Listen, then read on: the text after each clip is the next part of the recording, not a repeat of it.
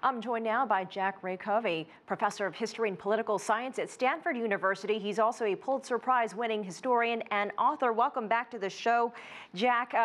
First, I want to get your reaction to this new Washington Post report about Jeff Sessions and the fact, or the story goes, that he spoke to the Russian ambassador about the campaign and other issues before the election, contradicting what he has said so far on the Hill. What does this all mean? Well, this is the first I've heard of it, so to respond to it quickly is a bit of a challenge, but it's been obvious, at least this week, if not earlier, that Sessions is in a very powerless position in terms of his relations with Trump, notwithstanding Sessions' early loyalty to the president. So that's a very dynamic situation. You can imagine it going downhill very quickly. Some people felt that Sessions should have resigned yesterday after the New York Times interview was published, and Trump effectively saying he'd lost confidence in his attorney general. Sessions has strong commitments of his own kind to the Department of Justice, and in some ways it's important that he stay there until Trump makes his own will manifest. Department of Justice is a critical institution, and doing the best to uphold its integrity, even with a figure as problematic as Jeff Sessions, is itself an important value that we want to preserve. But who knows? I mean, this, if this story develops dramatically, the way so many other stories have been doing day to day and week to week and month to month in this country, you can imagine Sessions being out of office within a week or two himself. Well, speaking of possible shakeups, we saw a major White House shakeup earlier, just some hours ago. Also, some recent moves to his legal team, to Trump's legal team. Could we see even bigger changes to come? Look, as far as Trump seems to be concerned, loyalty is a one-way path. Everyone is expected to be loyal to him.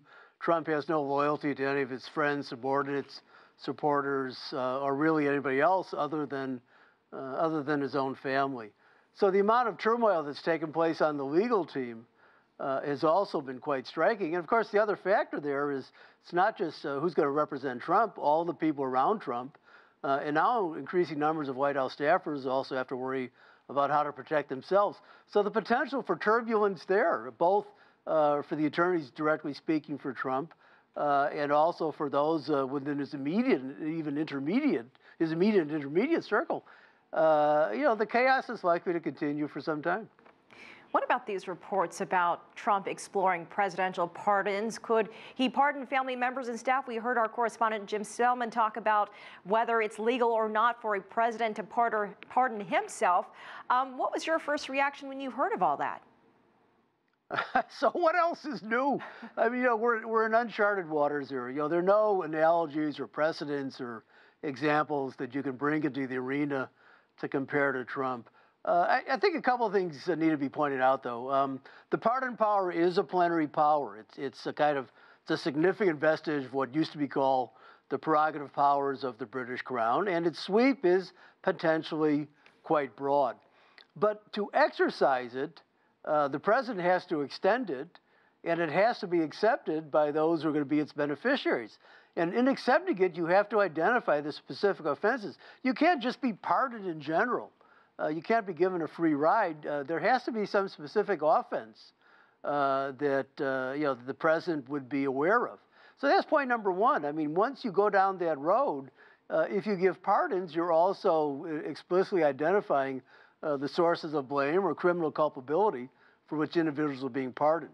The second big point, which I think is what really matters to us, let's assume in the abstract, I happen to think this is probably wrong as a matter of history, but again, it's untested waters. So let's assume that Trump pardoned himself. If he pardoned himself, he would have to be admitting to having committed some kind of wrong. And I think the very act of admission would easily bring him within the grounds of impeachment. That's to say, Trump could secure, in theory, if you ran with this idea, which again, I think is problematic, let's say we run with it, Trump might be able to pardon himself on this kind of speculative basis, but to do so, he would have to identify the misdeeds he had done. And in identifying those misdeeds, he'd probably leave himself pretty vulnerable to impeachment. And from the vantage point of the American Republic, whether or not Trump is criminally prosecuted or not, who really cares about that?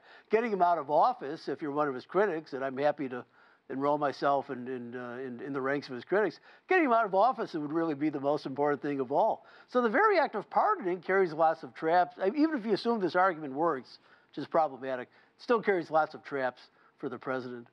All right, Jack Rakove, thank you for joining us from Stanford University.